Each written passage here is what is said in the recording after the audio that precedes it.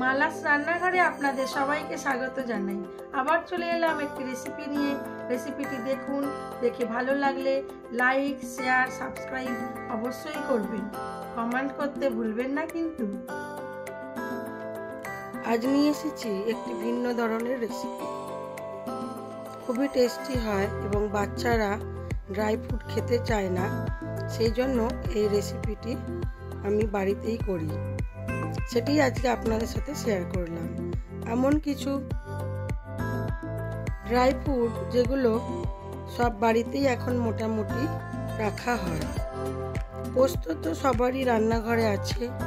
আর নিয়েছি একটু খেজুর, নিয়েছি আমন্ড, নিয়েছি আখরোট, আর নিয়েছি চীনাবাদাম, আর অল্প একটু নারকেল ছোট ছোট টুকরো করে নিয়েছি।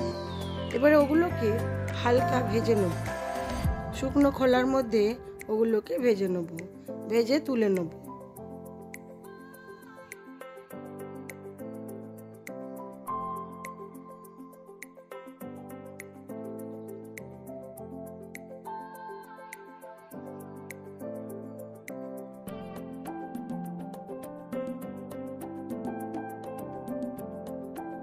বাদামগুলোকে ঠান্ডা হতে দিয়েছি। এবারে অল্প একটু পোস্ত ভেজে নেব। পোস্তটা হালকা ভেজে নিয়ে সব কিছুই ঠান্ডা করে নেব।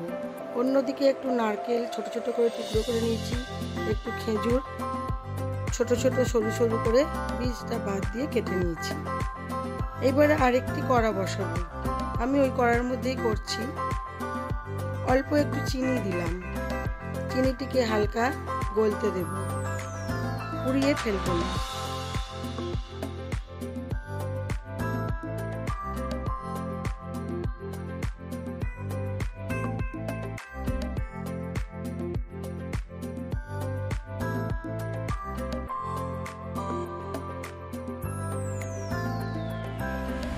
চিনিটা গলে গেছে।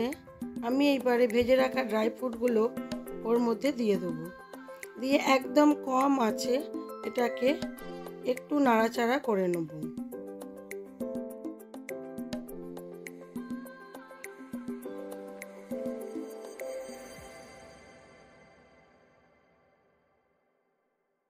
সব কিছু দিয়ে অল্প নাড়াচাড়া করে নিয়ে চিনির সাথে মিশিয়ে নিলাম। এইবারে দিয়ে দেবো একটু ঘি।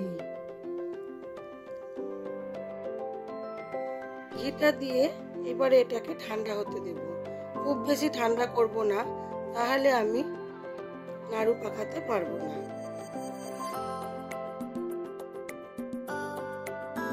এবারে ওই ড্রাই ফ্রুটগুলোকে ছোট ছোট নাড়ুর আকারে করে রেখে দেবো। রেগুলার 2-4টে করে খেলে সব রকম ড্রাই ফ্রুট আমাদের খাওয়া হয়ে যাবে। বিশেষ করে বাচ্চাদের জন্যই বলা। ড্রাই ফ্রুট তো ওরা এমনি ভিজিয়ে খেতে চায় না, একটু মুখরোচক করে দিলে সবাই খাবে। যদি না আপনারা করে থাকেন তাহলে অবশ্যই একবার বানিয়ে খাবেন। খুবই টেস্টি হয়, খুবই টেস্টি হয়।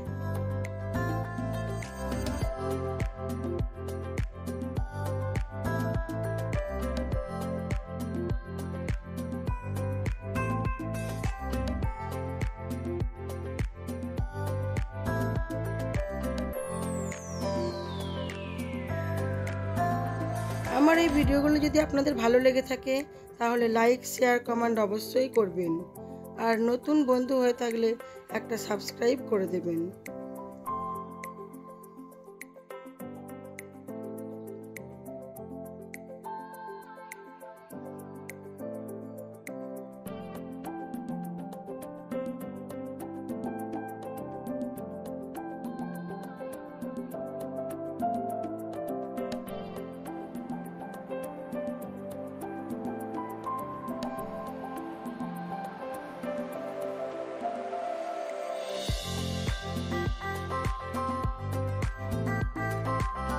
আজ এই পর্যন্তই। সবাই ভালো থাকবেন, সুস্থ থাকবেন, নিজেদের খেয়াল রাখবেন।